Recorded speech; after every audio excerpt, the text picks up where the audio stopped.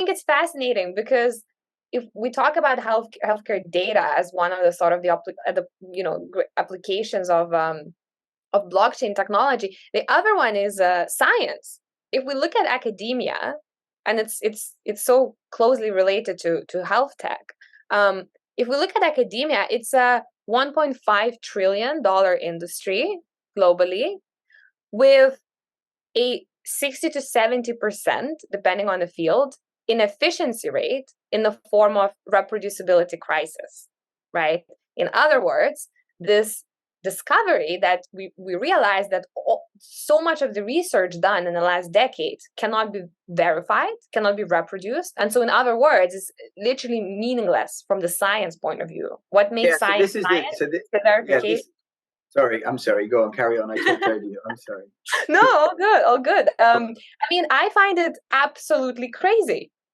Why is nobody talking about it? Or in fact, so I read a book. That in itself is not surprising, but I read a book specifically about. It was called. Gosh, what was it called? It's called. It was something like is medicine sick, or can medicine be saved, or is medicine too sick? And part of it was can medicine be cured? That was it. It's a great book. And it was about, a large part of it was about this central issue around the quality of academic research in pushing the field of particularly health and medical research in this instance forward. And it kind of came up with similar conclusions, which was and this might be different to what you're going to say, but the point of this book was that there's the very fact of publishing research has become the be-all and end-all goal, and the monetization and incentives are aligned with publishing at all costs and not moving the fields forward and not generating quality data and not admitting when you don't succeed. It's this kind of perpetuation or perpetual cycle of being required to publish, which is just churning out junk research. It's such a multifaceted issue.